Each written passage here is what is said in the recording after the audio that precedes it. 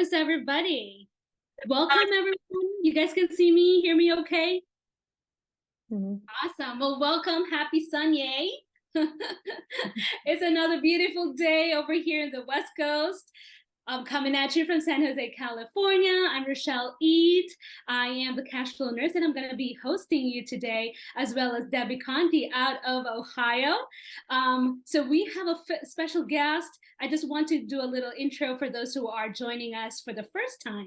I am a nurse, and I do this every Sunday to educate my fellow nurses as well as their family. And even if you're not in the medical profession, I would love to educate and just inform you of your investment choices and investment options. So we're here to talk about real estate. And as you will see, our guest and my co-host and everybody else here will love to talk about real estate, and we can go on all day. However, we're going to limit our time today to an hour to be respectful of your time, because I know we got commitments, we got family. But stay tuned, because after Hilary, my guest, has a presentation. But after that, we will have time for Q&A. So this is geared for passive investors as well as active investors. Our guests, and every time I have a guest in, they're usually rock stars who've done massive work in the real estate space, and they are experts in their own right. So you can ask them questions about syndications, operations, capital raising, and anything about real estate. We are not tax professionals, nor we are financial advisors. Um, Always consult your CPAs and a legal team for any decisions that you'll take. We're here to give you the best information as we know, so that you can make smarter investment decisions. All right. Well, I am very excited to have you guys today. And of course, our guest, Hilary Graves, coming from York, Pennsylvania. And she's going to be talking about value add multifamily, the value add strategy in multifamily. So just a little bit about her. She's the founder and CEO of Bright Sound Investments. She's been investing for several years now, and she and her husband has acquired on their own some multifamily and then ventured into syndication. So welcome, Hilary. Thank you so much for joining us today. Thank you so much for having me and everybody for coming. Nice to see all of you and just some of your names too. Um, I really enjoy the dance party, first of all. Part of my background is that I'm a musician and a music educator by trade. And when music plays, I dance. I'm either dancing or I'm playing an instrument. um, Amen. I love the vibe you got going here. Oh, thank you. I know you are a pianist as well, and you teach music in schools, in preschool. Is that right? So A that's little older, kindergarten through third grade.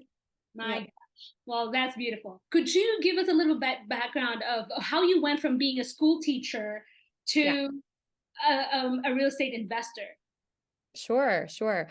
So a few years back, I was just full-time, elementary music teacher and a freelance musician on the side, which I still do. I mean, right before this, I was playing the piano for some voice students I'm going to be in a recital with soon. Um, so I still do music all the time, but I had no real estate on my mind. um, but we got the idea from a neighbor actually who was investing, and he owned several buy and hold smaller units, a duplex here, a triplex there, but he had a total of like 30 some units that he had just racked up on the side while also doing a full-time job. And he Wow. said, he said to my husband and myself, he's like, you guys, these these investments have paid for our vacations, our cars, all the cool stuff we do. That's not from my cool job. That's from our real estate. And he thought we would be well suited for it.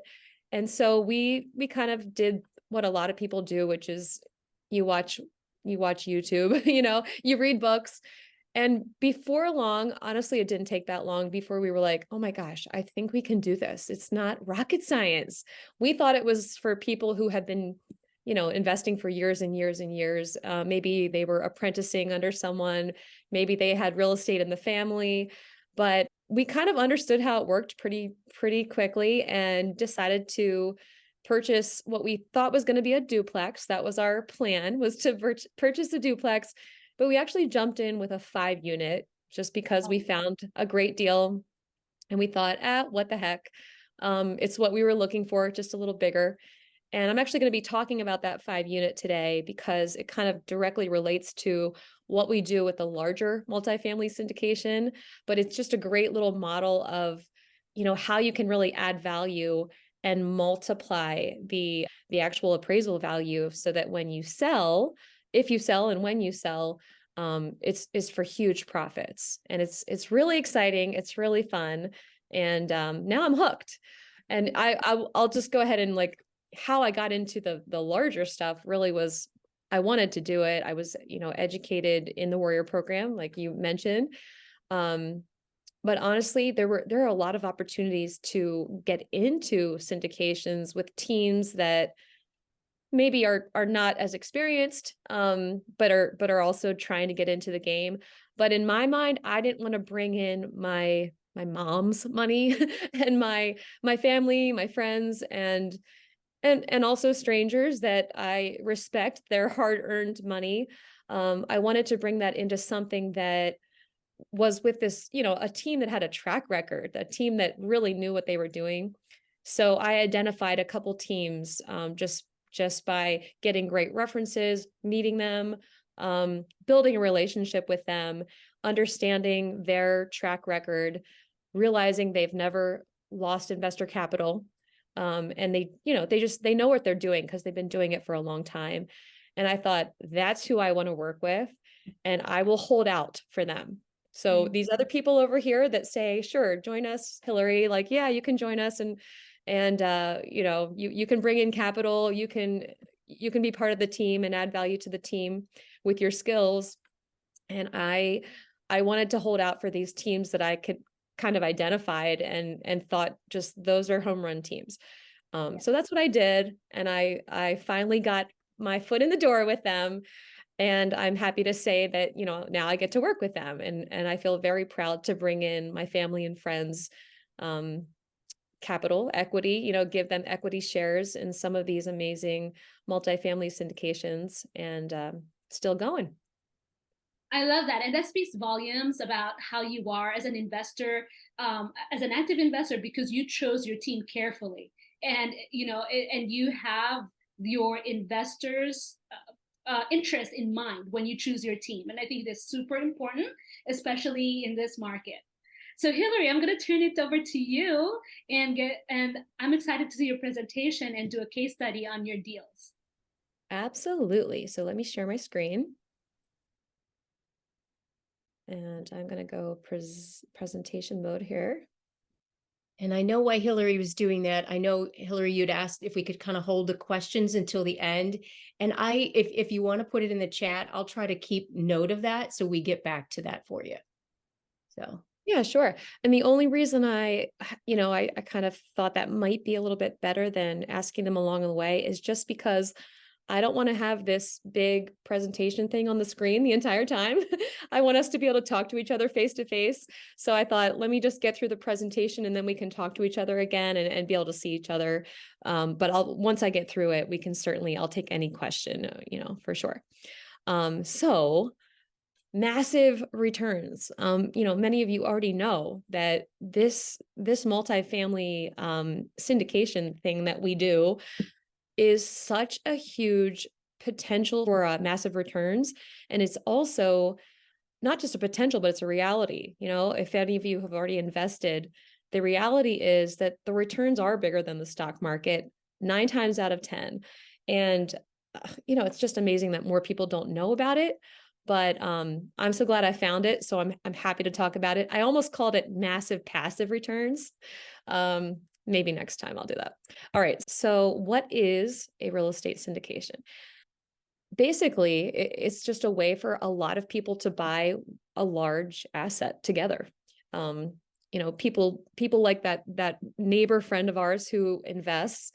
A lot of people buy them by themselves and they make plenty of money doing that, but they also have a lot of work. They have to be landlords.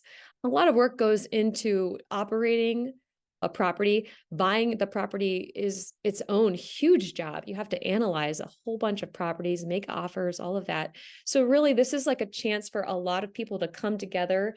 And I mean, it's just a wonderful alternative to investing in the stock market, where you get to just enjoy the cash flow, and the profit at sale, and even the tax benefits. I don't want to touch on those too much because of course they're individual to each person's situation, but they can be awesome as well. And all of that you get to enjoy just by contributing equity, maybe $50,000, maybe $75,000. A lot of times those are the minimums that I see in these investments. And then getting a return on it and not even having to do a thing with the property. You just receive information about what's going on with it. You can ask all the questions you want to. You can you'll be updated on the business plan and how it's going. But as a passive investor, you really just get to sit back and enjoy the benefits without having to take an active role and not having to do the work. So that's kind of the awesome thing about it. And you do have a limited risk as well. I mean, this is kind of the structure. So the structure of a typical syndication is that the property is held in an LLC, and an LLC actually owns the property. So we're not direct owners. We're actually in an LLC, and the LLC owns the property. So that also limits our risk. What is a typical business plan? So when we talk about how we're going to take this property and we're going to increase the value and we're going to make it worth, hundreds of thousands of dollars more, how do we do that? Basically, it's pretty simple. This is what we do. We just complete some upgrades. We're actually looking for something that's maybe a little dated or, needs some upgrades. We're not, at least I'm not buying Class A properties that are completely new construction and have, no upside. Looking for something that has an upside. So we complete some exterior and interior upgrades. And then we raise the rent to the market rate, just meaning the market rate is what other properties are renting for, that have similar rooms, similar square footage, similar amenities. So we can get a really good idea of what we can rent it for. And we're trying to get basically to the top of the market, and knowing that we can't go much farther than that, because when you're in a certain area, that area kind of demands a certain amount of rent based on who lives there and how much money they make. So you don't want to upgrade too much, because then you will not be able to hike up the rent any farther than the neighbor down the street. And then we do charge fees where justified. Pet fees. If somebody has a pet in your apartment, they should be charged a little bit more. You should be charging them, because that's a little bit of wear and tear on your floors, on your walls. If you have a furnished unit, certainly on your furniture. And there are other fees too, parking fees and things like that are certainly justifiable expenses. And we sometimes find apartments where some people are enjoying the nicer parking or the covered parking or enjoying having pets, but they're actually paying exactly the same as everybody else. And so we can easily, implement a little value add right there just by charging them a justified fee. Another way to increase value of the building is to decrease your expenses. And that often goes along with this one, tightening up your management. Maybe the seller had a property management company that wasn't really doing the job well. And maybe the seller had insurance that was unnecessary or too high, or, from a company that was charging too much, and you're able to kind of decrease that expense with a different insurance carrier. There are all kinds of ways to decrease the expenses. I would say the bigger plan is probably these top three, where we try to increase the income. But certainly you have to look at decreasing expenses, because it's just another way to increase the net operating income. All right, so this is where I'm going to just show this case study of the 5-unit that I was talking about. This is actually the very first property that we ever bought, and jumped right in with a 5-unit. And isn't she pretty? You can see that it has some issues. It's not the best looking thing you've ever seen. It's in a probably B to C class area. It's not a super fancy town, but it's a cute little off the beaten path, kind of tertiary market, I would say, in South Central Pennsylvania, where I live. And I'm calling this commercial because, believe it or not, 5 units and above is valued. Those type of apartments are valued completely differently than 4 units and below. So if you own a single family home, if you've ever owned one, or you own a duplex or a triplex or even a fourplex, those are all valued based on comps. How much is the duplex down the street? What was it last sold for? Or if you're living in a single family home and you've ever bought a new home, you know kind of what the other houses in the area are going for that are similar. And if you've ever sold a home, you're kind of going, okay, the people down the street have a pool and they have, these upgrades. So that's based on comps right there. But when you have a 5 unit or above, you're actually looking for how much the building is making, basically. What is the income of the building minus the expenses?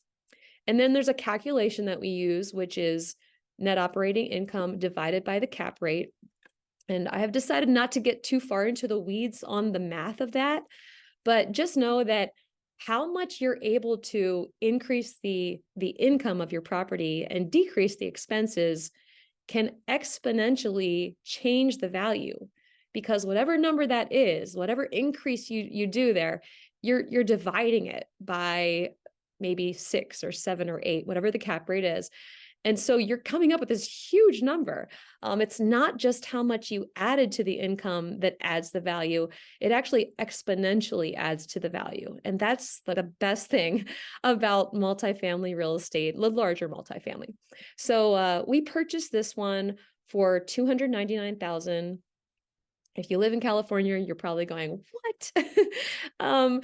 That's really cheap. And around here, I have not found something that's that cheap in recent years. So I wish I could find another one like that at that price. And then we put in about $58,000 worth of renovation cost. Nice. I know. And the crazy thing is too, it was on the MLS. Wow. Like it was actually listed, and we didn't even like put an offer in immediately. We waited a couple days because it was our first one, and we were kind of like, oh, should we? And we were up against one other person. I don't know if it was just a slow time, looking at the MLS for everyone, but this was a great deal. And the other person put in actually a higher offer than us, but we were able to get it because we used our HELOC, our personal home equity line of credit. And amazingly, we had basically just enough. If we really had wanted to pay cash, we could have. So we made a cash offer. We did not plan on using cash, and we did not end up using cash. We got financing, but we could have technically paid cash. So we made an all cash offer, and we got it for $299. Kind of amazing. So you can see here what we did right off the bat. We actually had someone paint the siding and put up a new railing there. So we did the outside first, but we also patched and painted the roof. And I'm saying we paid somebody to do that. We added coin-op laundry. This was another just lucky thing where there was a laundry room, but it had no machines in it. It had a water hookup and everything. And it looked like they maybe were about to add a laundry room, but just stopped short. So all we had to do was buy the machines and have somebody hook it up. And then we were able to offer this service. I mean, this really was like a huge draw when our potential tenants were coming through the door. And I did show every single one of them around. I was there for it. So I got to hear people go, "Ooh, you have laundry?" Because in this area, everyone uses a laundromat and they have to drive down the road. So they were thrilled that all they had to do was just, go around the side of the building. So yeah, it depends on the area, of course, what kind of value add you want to look for and what's worth doing. But in this area, that was certainly worth doing. And we've already gotten our money back on those machines from the rent increase that we were able to implement because of that. My husband and his father installed new floors, so shout out to them. They also painted the walls, and I painted the cabinets, you guys. And then we paid somebody to install dishwashers. Everybody loves a good before and after. So I just thought I would include some of those in here. This is actually what it looked like before. I remember walking into there and just being like, this does not smell good. And why is there fly tape in the kitchen? But this is what we did to it. And this is, again, like the professional pictures. That's where they kind of come into play. I think it just helped kind of draw people in. You want to get quality renters. You want people who like a nice product. Even though it's not, like I said, it's not an A-class area, but this kind of thing it's nice. And we certainly got some really nice people to rent this place. Here's another unit that we upgraded. This was a little bit of a hoarder house. I know you guys have heard about what that is. So we also had to do some extermination there, but we were happy to upgrade it to this look, and we added dishwashers and everything. I think I might have that on the next. Oh, here. This is the common area. Didn't get the exact same angle, but this is what it looked like before. And we didn't honestly do too much to it. I mean, just we changed the floor out. You can't even see the old floor. It was carpet. But just a few little things just to make it welcoming, and just made a world of difference. Added laundry. We only needed 2 machines for our five units. Replaced the ceiling, the lights with ceiling fans, because people like that. And this is something we do, this is something you could do to any property, where you just look for functional improvements. And this door was not here. So this was actually the only way. Right here is a bathroom. This bathroom entrance was the only way to get to this bedroom that's behind this wall. And this is only a 2-bedroom apartment. That was definitely a drawback of this unit. It's like, you can just imagine people walking through and going, oh, really? This is the only entrance to the bedroom is through the only bathroom. So we had a door installed right there, which was nice. Extra doorway. All right. So here we actually have the numbers. And this to me was just so fun to like figure out how much each little rent increase was going to improve our overall value. And I happen to have a commercial appraiser as a neighbor. So this was explained to me, by him as well. I said, can you help me understand? I want to make sure that what I think is going to happen to the value of this building is actually going to happen. And I showed him my spreadsheet and I showed him our plan, and he said, you're right. This is happening. And I was just so excited every time we were able to turn a unit and, turn it from the old look to the new look, and then bring in a new tenant who was happy. Like, this is the thing. They're so happy to pay the rent that you're charging because they love your unit and they want to live in a nice place, and they love the laundry, and, we made it nice for them, and they were happy. They felt that this was a justified expense. Now, some of these actually include pet fees too. They were actually charging pet fees for the one. There was, so many pets in there. I think one girl was paying $15, and she had like 4 pets, $15 total. So we are actually charging $40 now per pet. So that actually helped us significantly. So some of these $1,000 ones are actually $995 rent plus $40 per pet. So that goes straight to our bottom line. And this is what we were able to go from $31.85 a month. That's what it was bringing in when we bought it, to $49.65 in less than a year. So that's pretty awesome. And that includes the laundry income.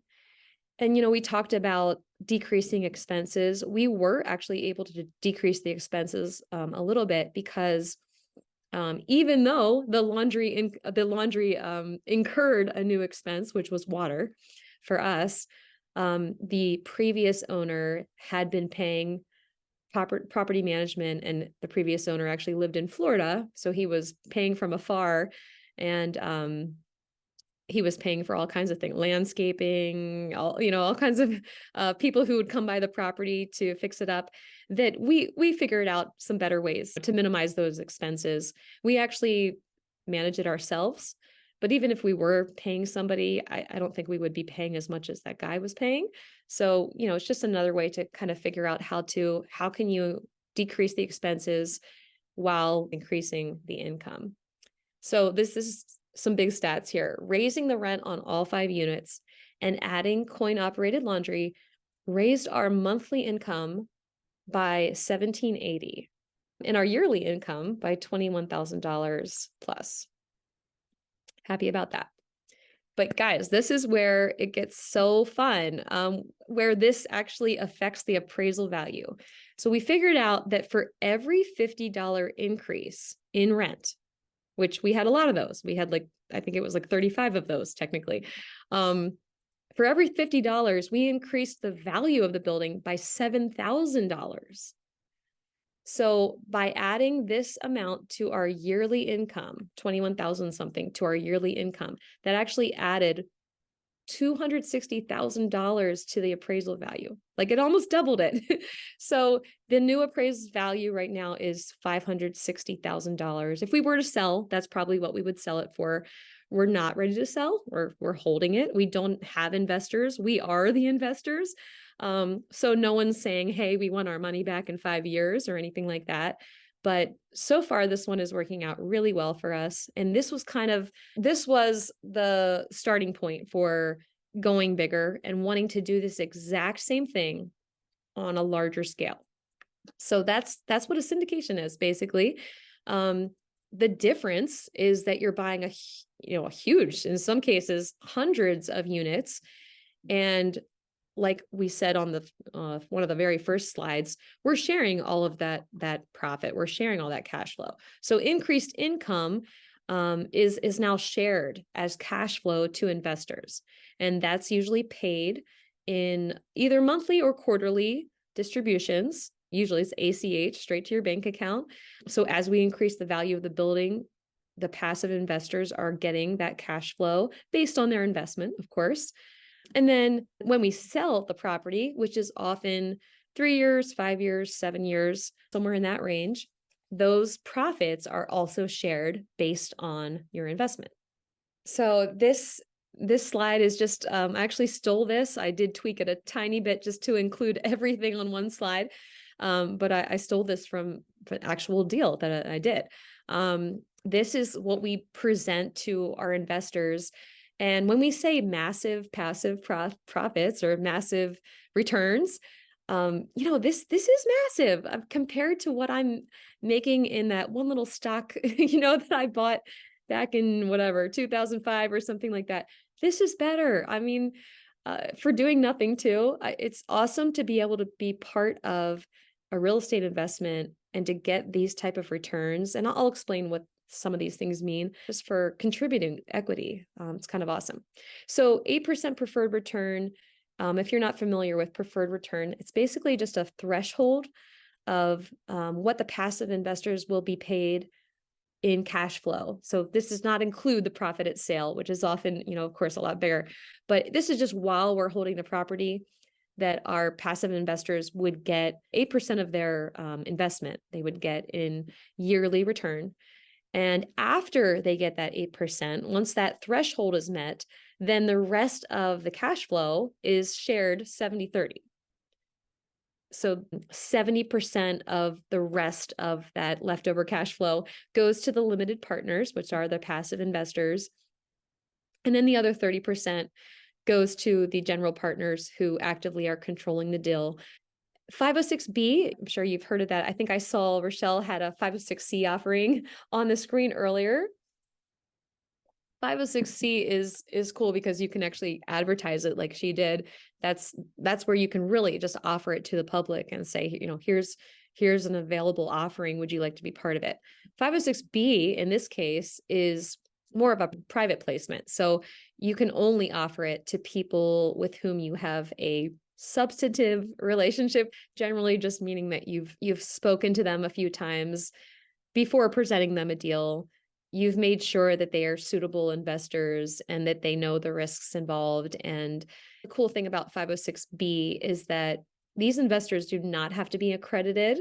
So they do not have to have $1 million net worth or be making $200,000 a year individually, or $300,000 with their spouse. They can actually maybe just have a retirement account that has that minimum investment amount. Here I'm showing 50K. It's not always 50K, but a lot of times it is. And if they have that amount sitting in a retirement account, or they've saved up that amount, they can invest. They can be part of the private placement without being accredited, it's just a nice opportunity. So we like those 506Bs. And then 20% average annual return. This is basically when you add up all of your cash flow that you got during, let's say, the 5 years. This is a 5-year example here. So all of the cash flow you got during those 5 years, plus the profit that you get when we're selling the property in that 5th year, and then just divide it by 5. So annually, you would have gotten a 20% profit. And that just shows you how much more you get at the profit at sale. Like that's kind of a bigger number, so that it makes your average return that much higher. So this is called the equity multiple right here, 2x. And that is, what are we doing to your original investment? If you invested 100K, at the end of 5 years, that doubles. You make another 100K. Plus you get back your original investment. So now you have 200K. That's really that simple. And thank you for just letting me talk and talk and talk. Just talk. I couldn't see myself. I couldn't see you. And I thought, gosh, I hope they're still there. You're here. We love that presentation. Thank you so much. And we have a few questions up on the chat, right, Debbie? This is a great question. How do you know what's a good amount to spend on the rehab to not go overboard to bring value in the property? It's a good question. Yes. So I've heard some different answers on this, and we were kind of going by what I heard Matt Faircloth say one time. He's from Bigger Pockets, where he says you should spend as much as you think you can get back in rent increases in 2 years. Now, I've heard some people say 3 years too. I've heard that number too. So maybe go 2.5, but you don't want to go over that. If you go over that and you can't justify a rent increase that you'll get that investment back in 2 years or 2.5 years, then it's not worth doing. It's not worth doing, because your whole point of doing the upgrades is so that you can raise the rent and have those rent raises be justified. Like I said, the tenant should be happy to pay them, just based on what you did. It does not need to go overboard. And in this, like I said, in this area, it just wasn't necessary to go huge. And I think it's worth pointing out that it depends also on the area. Like, for example, if it was a C neighborhood, it doesn't make sense for you to actually put granite countertops, right? Because the area doesn't call for that, and your rent increase won't be able to justify the cost of putting a granite countertop. Exactly. We got ours from Lowe's, and they were beautiful. There you go. By the way, I love the color scheme on the after. Yeah, thank you. Just, neutrals. Neutrals. Yeah. That's perfect. Yeah. And then how much did you spend on upgrades per unit? Do you remember? Okay. Yeah, I do kind of remember. So hold on, let me do a little math real quick here. I want to say it was like between 5,000 and 7,000. But if you also factor in the exterior, like painting the exterior was a fairly big expense. I think our total upgrade, I had to look it up. So I think it was like 58,000. It was on one of my slides. So divide that by 5 units. So if you include the exterior, then it came out to more like 11,000. Yeah. Great job. That was wonderful. So, yeah. Thank you. Yeah. It was so fun. Yeah. Roushel, I don't know. I can ask the next question, or did you want to run with it? Jennifer has a question. Yeah. And she said, she's asking, can you speak to the logistics of how you renovated while you had tenants? Did you have tenants while you were renovating? We did. Yes and no. Yes and no. So that was really interesting. The one that had the fly tape, remember that one? So that was the very first one that we renovated, and someone had just died in that unit. Oh, Yeah. So the body was not there.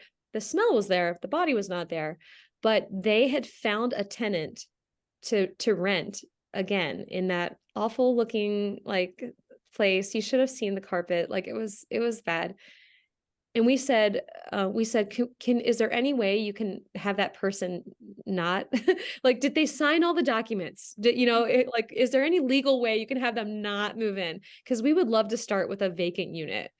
And they said no problems, luckily. So we were able to get in there first while no one was living there. And we did all the work ourselves on that very first unit. And then some of the other units, we actually sent a letter of non-renewal when their lease was about to be up. I think we had to give them 30-day notice or 45. So we gave them, whatever we needed to give them, we gave them a notice. And I remember like looking up the legality of that and just making sure I was following the law, reaching out to a lawyer. Like, if I send this, do I have to put it on the door? Do I have to send it in the mail? And he actually recommended sending it in the mail and getting a receipt of delivery or something like that to prove that we sent it and that it was received. And so this woman that was living there with her children, and this was the hoarder house. Unfortunately, so she did not accept the letter from the post office. She refused to pick it up. So then we ended up putting it under her door. We put it on the, like, I delivered it personally, put it under the door. I thought there's no way that she didn't get it. And she did end up responding to the letter, and she wasn't happy about it, but she responded to the letter. And here's the thing about that is, like, if she had been a really great tenant, I would have been happy to keep tenants. We actually did keep a tenant or two. We kept two of our tenants who were great, and they were taking care of the place, and they appreciated the upgrades. One of them, we had to work with him about, justifying a rent increase. He's like, oh my gosh, hold on. Can you wait a month or two until I get a raise or whatever it was? And we were happy to do that because he was a wonderful tenant. This person was not that easy to work with, and she was a smoker. There was a complaint from a neighbor shortly after we took ownership. We had made friends with the neighbor while we were renovating, and I got his phone number because I learned that was a good trick to do. So you have somebody who kind of looking over your property. He had told us that they were outside yelling on the porch, and so it was just like that kind of tenant. You wish them well. You hope they find a wonderful place that's great for them, but they're not good for the rest of your tenants. The rest of your tenants want to have a quiet, nice place like most people do. And we're trying to create a place that is welcoming and people want to live in. So I didn't feel that bad about sending her a letter of non-renewal. And she ended up moving out when she was supposed to, and we were able to get in there in time and renovate. I think it took us like 2 weeks or something like that. We had help on the second one. We had more help, and we hired it out a little bit more. I think with each one, we hired it out a little bit more. But yeah, yeah. So you guys are self-managing the property. So We are. I think that's that you have that relationship with your tenants. Yes. Yeah, we have a good relationship, and we use Google Voice, and they just send us texts over that if they have a problem. But honestly, like, we really have had very minimal issues, very minimal. Like, the worst issue we ever had was that first tenant that we decided to send a letter of non-renewal. We're like, oh my gosh, is she gonna leave? She seemed really mad. And she was really mad. But besides that, everyone has been wonderful. They've had some issues with the toilet or with this or that. Somebody thought there was someone on the property that was creeping on the property, and they wanted to set up a security camera. We said that's fine. But honestly, it's been pretty easy breezy since stabilizing it. There was a lot of work up front, a lot of work up front, but now it's stabilized. and it's pretty easy. Yeah. Yeah. We have another question from Brandy. How do you look at deal opportunities differently in 2023 in this market rather than when you were getting started? Yeah, well, I mean, obviously, like the interest rates are higher now, so that changes everything. When we bought this property, the interest rates were around 3%, and that was just crazy good. And analyzing deals at that time, I was fresh at doing it, so I didn't realize how rare it is that so many deals kind of made sense on paper. And I thought, oh, well, I'm not going to get that one because I want one that's even higher. I think I can get this number. But now it's hard to make the numbers work now. It's just harder. So we're doing both games. Like we love the passive investing and being able to offer that to people. And I wanted to like keep going with like, that's just such a wonderful thing. But locally, I've really been wanting to try travel nurse housing. I have such a respect for nurses. And I don't know if you saw my little like flowers and stuff that I put into the apartments that was completely unnecessary. I cannot help myself, but I love to decorate. So I'm like, me like doing furnished housing, like that just sounds so fun. So I would just like to do that with an apartment. So I've actually been analyzing some deals, with that in mind, because I know that even though it might not cash flow that well as a long-term rental, if you do it as a travel nurse housing is usually like a midterm rental or medium term. Sometimes it works better, if you're buying it in the right location.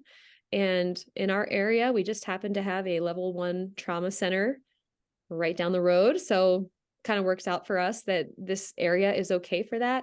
I still have not found a deal that works. Well, I found one. I offered on it, but did not win it. But I am actually hoping to do that. And I think that's kind of like, you have to be creative and use strategies other than just, okay, I'll see if the numbers work in my spreadsheet for long-term rent. Thank you. Yes, I mean, travel nursing is always, it's also a cycle. I think there's a lull right now, but there's always a need. And then as usual, like you keep hearing there's a nursing shortage by 2023, some million of nurses. So there's going to be a lot of travel nursing jobs that's still going to come up and still going to be in demand. So I don't think travel nurse housing is going to go away. So keep looking. And Brand is saying her cousin has rentals for travel nurses. Yeah. Yeah. Cool. So my question for you, Hilary. So moving to like the bigger syndications now, and you're part of a team, and Yeah. you're also raising capital. So what's the biggest change that you have to kind of shift over now that you are doing bigger deals and you're now part of syndication, and it's not just you and your husband. So what's the biggest change that you have to do? Oh, well, it's completely different, actually. The thing that's the same is the business plan. Like that, the thing I showed on the slide deck, like that's the same. But my role is different because I'm not renovating these apartments. We are totally outsourcing that. In fact, in many cases, I'm not even involved in those decisions at all. Or I guess I have voting rights on it, but the renovation part of it, that's like a discussion I'm not usually part of because I'm just a little bit more on the investor relations side. I'm helping them do their presentation decks. As you can see, I love Canva. And I'm on the asset management calls, making big decisions, but I'm certainly not picking out paint colors. That's not the kind of decisions I'm making. So it's very different. It's more like I feel like my biggest job is just to educate investors, like you're doing, and just make sure people know that this option is out there. I think a lot of people are not doing this because they either don't know that it's even an option for them, or they've heard of it, but they don't really understand how it works. And as you might have heard Michael Blanc say, a confused mind says no.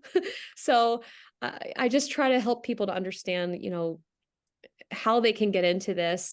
Are they eligible for it? Here's what we do. These are just basically how it works. And I feel like that's kind of been my main job, which is obviously completely different than making offers on properties and picking out paint colors. Yeah. Love it. Such an important job, though. It really is an important job that you getting it out there. Yeah. Yeah, I agree. Absolutely. And Dana has a question.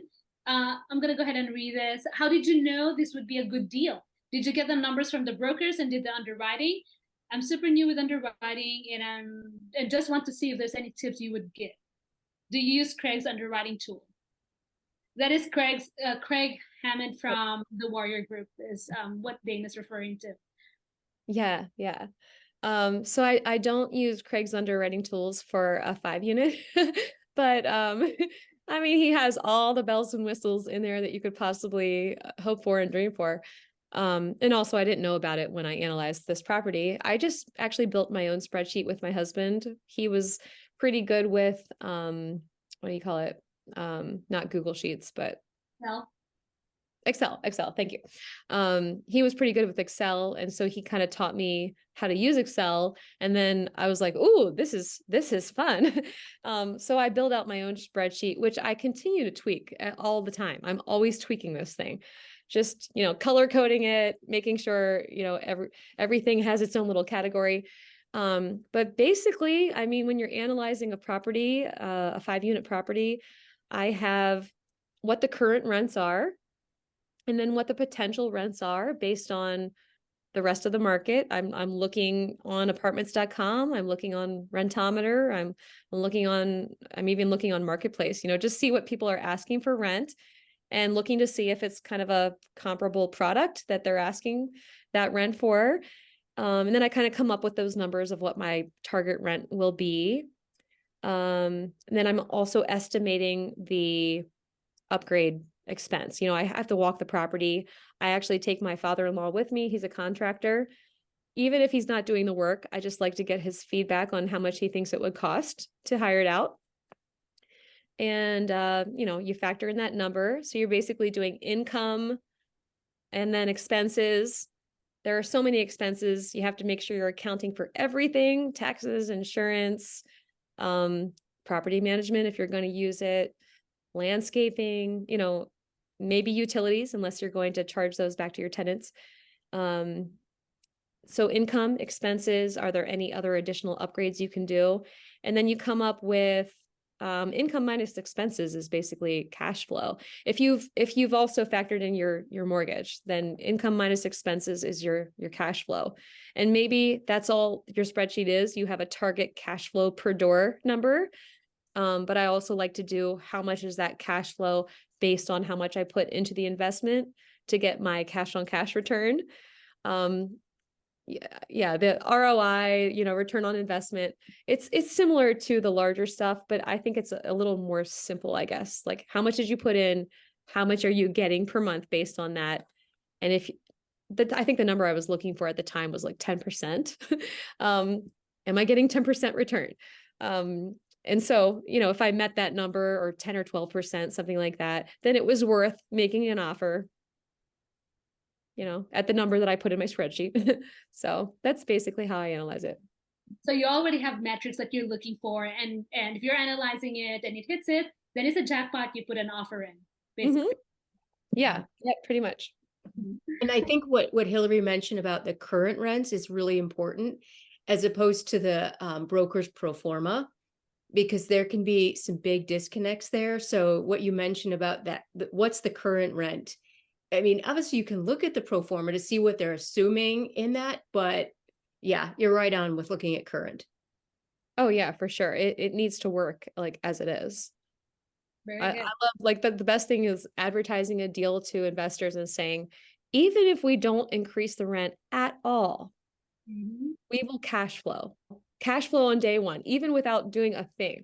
So, and it might not be a lot of cash flow, but you want to be cash flow positive rather than bleeding money and just waiting on your business plan, to be able to raise the rents down the road. You don't want to wait on that. Agree. That's great. And then Brandy has a question. Any tips on raising capital? It's not easy. It is not easy, Brandy. But any tips, Hilary? Yeah, I like to share tips on that, just having learned some things that work and some things that don't work, and still learning, of course. Start early when you don't have a deal, that's for sure. I always tell people learn the lingo first. So, you want to make sure that you kind of understand a return profile and are able to explain all the parts of a deal of what all those numbers mean.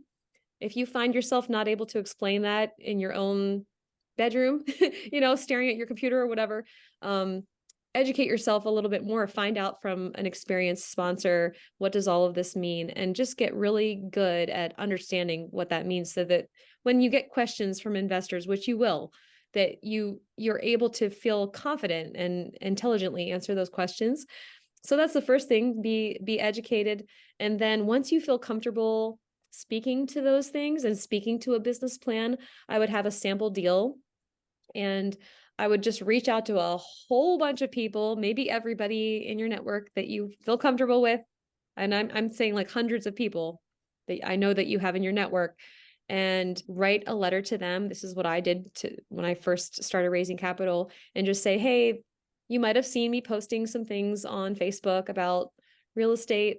I'm now on a team that syndicates large multifamily properties. I probably didn't use the word syndication. I didn't want to throw people off right off the bat, but we bring in passive investors in all of our deals.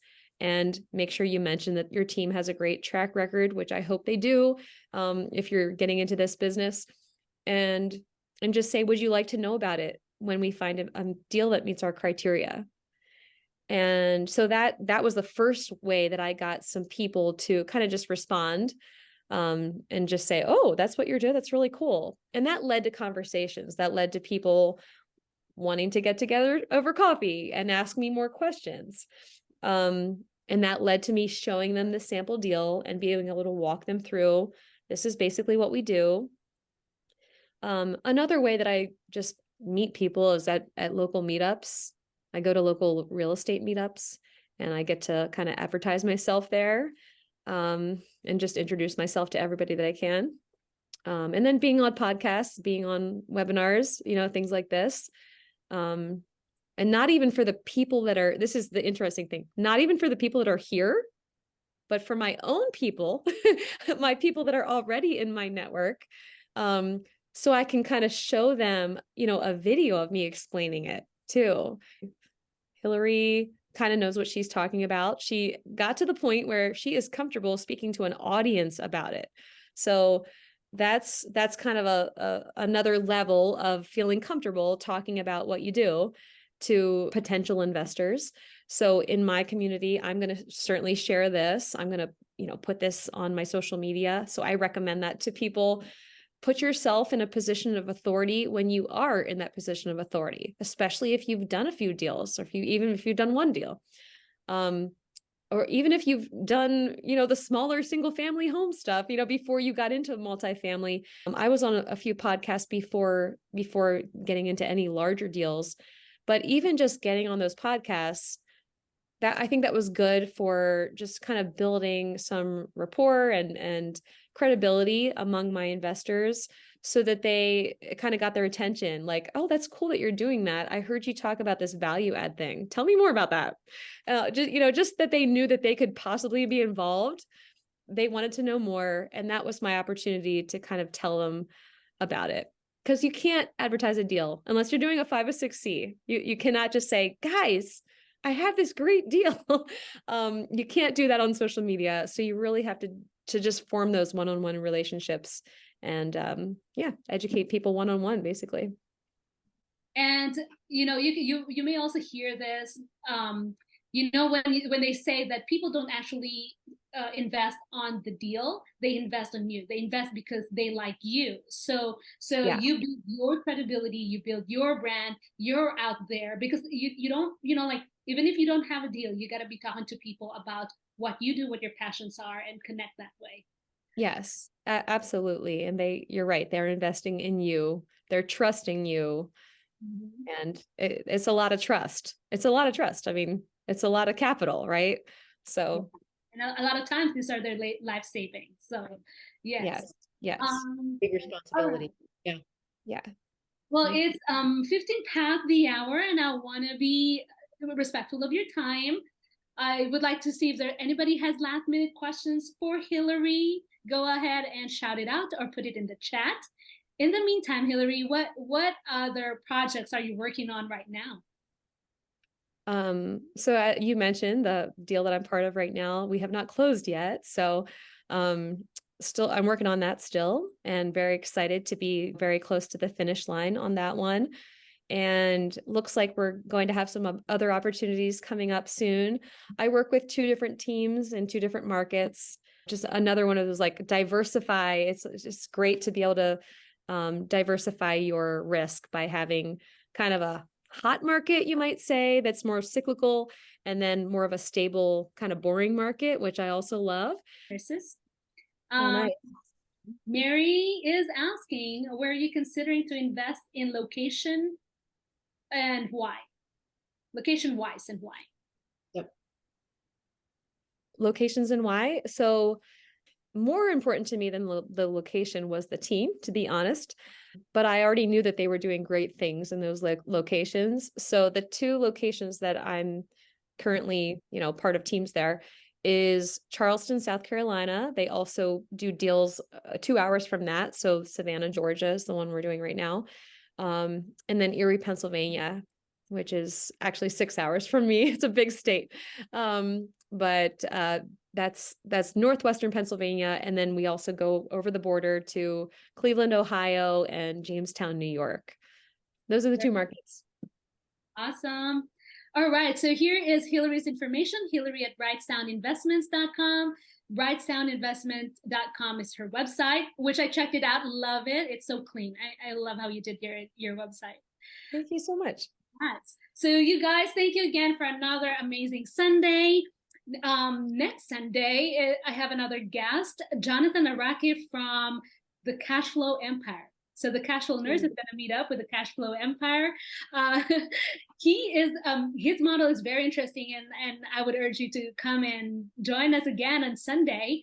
He's part of a syndication team, but he also raises capital for fix and flips. So if that's something that you're into, like it's going to be an interesting talk for sure. And Hilary, thank you so much. I can't thank you enough for spending time with us. And it has been great knowing you, meeting up with you in Orlando.